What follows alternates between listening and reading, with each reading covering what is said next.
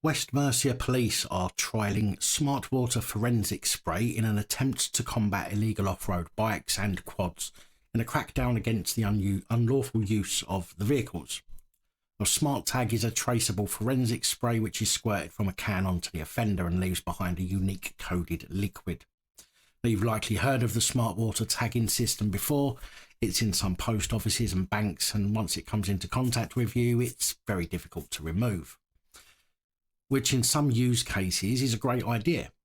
However, if the riders of these vehicles are not able to be caught, hence why they're using spray rather than catching them at the time, then what's to say they will be caught in the near future when the coded liquid is still identifiable on them? I'm all for trying new ways to stop people being a nuisance and putting themselves at risk of injury or death, but is this the right way to go? As I say, I can see why this is good in some use cases, but in order to catch one of these nuisance riders, you would have to arrest them for something else, and then as they walk through the police station, which have UV lights fitted in custody areas, they'll be able to see the residue from the spray, provided it's not been too long since they were sprayed. PCSO Katie Ballam of Telford Police said the South Safer Neighbourhoods team are using smarttag to help combat the use of off-road bikes and quads. The can dispenses a uniquely coded liquid to tag offenders. But I fail to see how this combats anything. As I say, the police will still need to catch the offender for something first, which leaves them open to continuing their nuisance behaviour. I wonder if something like farbgel would be more appropriate. Farbgel, if you don't already know, is a completely legal self-defence spray which will allow you to tag an offender with a brightly coloured gel that stains the skin for several days. This at least will help to stop people going out and committing any more offences, as it's so bright and noticeable. I sure as shit wouldn't be going out if my face was dyed bright red. But no, police think it's better to use an invisible substance that's actually only any good if the suspect gets picked up in the future, which isn't happening. Hence why they want to use this method instead of catching them. I mean, I can't see it being too difficult for the manufacturers to embed a unique code within a farbgel-like substance itself to make it also act like the smarttag as a second line of defence, so to speak. But the smarttag itself is invisible unless under UV light, and that's not much of a deterrent to the types of people that are being targeted by this initiative. Now, a quick look on the smarttag website shows a propaganda-filled video. You work to keep people safe. It's as simple as that. Most of us know it and think of you as heroes.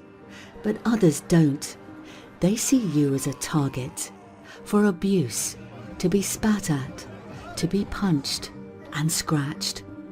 No, that's not true. Certain people will act in that way, depending on the approach by the police or other security service personnel, but nobody really goes out of their way to target, abuse, spit on, punch or scratch other people. Although granted, we are seeing an increase in this behaviour, but that's mainly due to the way the officials are interacting with the public. A scenario which could be mitigated by dealing with the public properly, with respect and by using proper training, I might add. What can you do to protect yourself? Respond in kind, meeting violence with violence, risking an escalation, the loss of your job, and maybe even a police investigation? Which is exactly what most of them seem to do. Not now. There is a new approach. A weapon that is not a weapon, that produces calm and not aggression. smarttag. smarttag is the new product from the award-winning forensic scientists at Smartwater. It's a handheld directional spray, which has a unique forensic code assigned exclusively for your use. It's invisible to the naked eye, but glows bright red under UV black light. Yeah, as if. I mean, even in this video example, it shows them spray the man's coat, which could be got rid of, swapped for another coat even. But if this was a farbgel type of spray, people knowing they're tagged with a bright colour will not hang about. They will want to get off the streets as quickly as possible and won't be leaving their house for some time until the spray is worn off. which in the first instance will get them off the streets for a time, and if it was tagged with a unique identifier, then it will still do the job of the smart tag if they're picked up at a later date. Now, I know I bash the police a lot on this channel. That wouldn't happen if they behaved themselves, by the way, but I do not condone criminal behaviour, and especially violence or acts that can lead to injury or death, such as the case in Cardiff last week. But if the police had managed to get up alongside the boys, or close enough to the boys, to tag them with a dye, they could then have simply pulled off and stopped the pursuit early, letting the boys go without them being in an adrenaline-filled stupor hacking around the streets. And I know some people have challenged my account of the boys being pursued by saying that they were not being pursued because the police didn't have their lights on.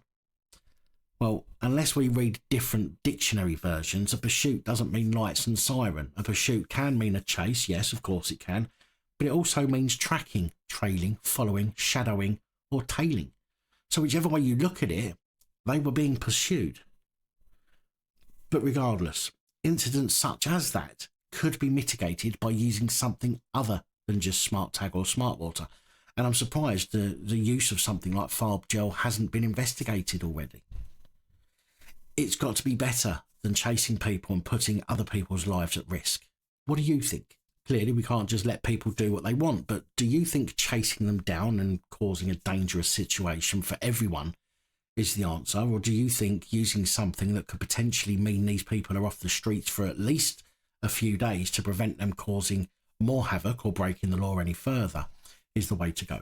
Bearing in mind, I'm not talking about smart tag as the police are trying, as I don't think that's a deterrent in these instances, but good spray of farbgel-like substance that literally lights up the offender and prevents them from coming out of their home to prevent the offences in the first place.